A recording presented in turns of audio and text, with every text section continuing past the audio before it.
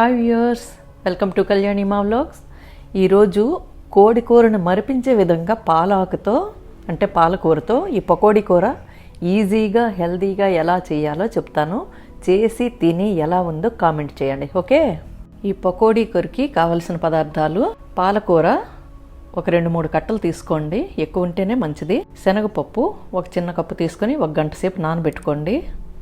ధనియాలు కొంచెం ఎక్కువ, సోంపు, జీలకర్ర, వెల్లుల్లి రెక్కలు, ఎండుమిరపకాయ, పచ్చిమిరపకాయలు, ఉల్లిపాయ ముక్కలు, ఉప్పు, ఒక చిటికెడు ఇంగువ మీకు నచ్చితే వేసుకోండి. ఇప్పుడు శనగపప్పుని ఒక గిన్నెలో వేసి కొంచెం నీళ్లు అవి మునిగేటట్టు వేసి జస్ట్ ఒక 2 నిమిషాలు 3 నిమిషాలు ఉడకబెట్టుకోండి. ఎక్కువసేపు వద్దు, మరి మెత్తగా ఉడికితే బాగుండదు. జస్ట్ అది ఉడుకుతుంది కదా, పలుకుగా ఉంటుంది, అప్పుడు ఇది వడపోసుకోవాలి. 2 ముక్కలు అయితే చాలు. ఇప్పుడు దీన్ని మనం వడపోసుకుందాం. ఇది చల్లారిన తర్వాత గ్రైండ్ చేయాలి.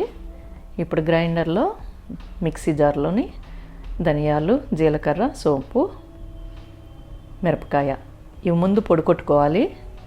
ఈ పొడులు మరీ మెత్తగా పొడి కొట్టకండి, అప్పుడే బాగుంటుంది రుచి. ఇప్పుడు అదే జార్లో వెల్లుల్లి రెక్కలు, పచ్చిమిరపకాయలు, ఈ శనగపప్పు ఇవి పొడి కొట్టుకోవాలి. మరీ మెత్తగా పేస్ట్ చేయకండి, పొడి పొడిగా ఉండాలి. ఇప్పుడు ఒక ప్యాన్ పెట్టుకుని అందులో కావలసినంత నూనె వేసుకొని దాంట్లో చిటికెడు ఇంగువ, అలా అయితే టేస్ట్ బాగుంటుంది. అది వేగిన తర్వాత మిగతా వేసుకోవాలి. మనం పొడి కొట్టి ఉంచుకున్న ధనియాలు, జీలకర్ర అవి ఉన్నాయి కదా, అవి వేసుకొని కమ్మటి వాసన వచ్చినంత వరకు వీటిని ఫ్రై చేయాలి. ఈ మసాలా కరెక్ట్గా వేగినప్పుడే దాని టేస్ట్ ఉంటుంది. పచ్చిగా వేసినా మాడిపోయినా బాగుండదు. ఇప్పుడు కరివేపాకు అది కూడా చిటపటలాడిన తర్వాత మనం మిగతా వేయాలి. ఇప్పుడు కరెక్ట్గా వేగింది.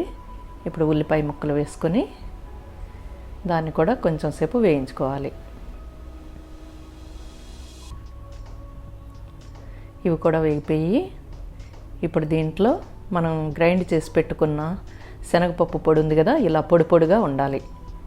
ఇలా ఉంటే బాగుంటుందన్నమాట కూర. ఇలా ఉడకబెట్టి వేయటం వల్ల ఏమవుతుందంటే చాలా ఫాస్ట్గా అయిపోతుంది, ఆయిల్ తక్కువ పడుతుంది. సో అది టెక్నిక్ అనమాట. ఇందులో పసుపు, ఉప్పు సరిపడా వేసుకోండి. పాలకూరలో ఉప్పు ఉంటుంది కాబట్టి ముందు కొంచెం తగ్గించి వేసుకోండి. సో ఇది వేగిన తర్వాత మనం పాలకూర వేసుకోవాలి. అది దోరగా వేగాలి, అప్పుడే బాగుంటుంది, పచ్చిగా ఉండకూడదు. సో పాలకూర వేసిన తర్వాత ఎక్కువసేపు పట్టదు.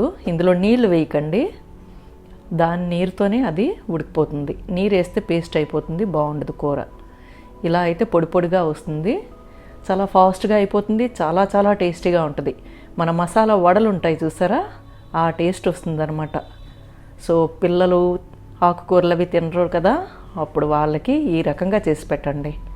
ఇది పిల్లలకి పెద్దలకి అందరికీ మంచిదే. ఇది అన్నంతోని చపాతీతోని దేంతోనైనా బాగుంటుంది.